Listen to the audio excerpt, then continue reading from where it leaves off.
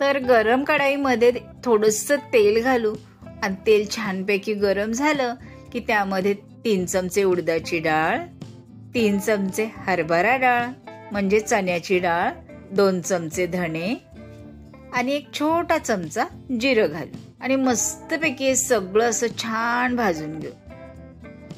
आता हे मस्तपैकी सगळ्या जिन्स छान भाजून झाल्यात, काढून घेऊ आणि त्याच तेलामध्ये 6-7 पाकळ्या लसणाच्या घालूया. अर्धा 1 मिनिट असं मस्त भाजून घेऊ. लसणाचाही थोडासा कलर चेंज झाला की काढून घेऊ. आता त्याच तेलामध्ये 10-12 सुक्या मिरच्या छान असे मिरच्यांवर डाग येतील अशा भाजून घेऊ.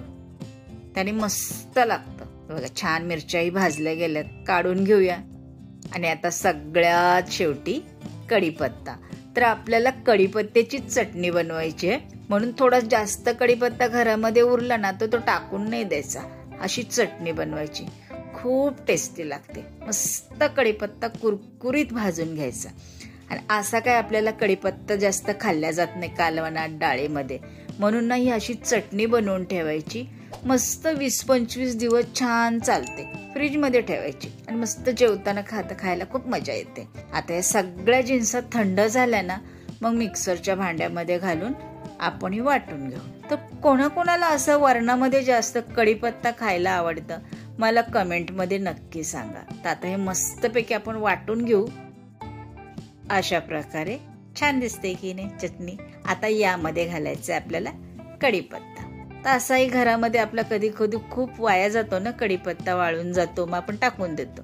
आता चवीपुरतं मीठ घालून आता हे मस्त आपण वाटून घेऊ. तर अशी ही चटणी केली ना तर मस्त उपयोगी येते आणि छानही लागते बरं का. आणि कढीपत्त्याचे फायदे तर सगळ्यांनाच माहिती आहेत, खूप छान असतं कढीपत्ता खाल्ल्याला. तर अशी चटणी ही करून तुम्ही खाऊन बघा, खूप छान लागते. तोंडाला छान चव येते. चपाती बरोबर, भाकरी बरोबर, भातावर मस्त लागते. वरण भात खाताना तोंडी लावायला एकदम मस्त आहे बरं का.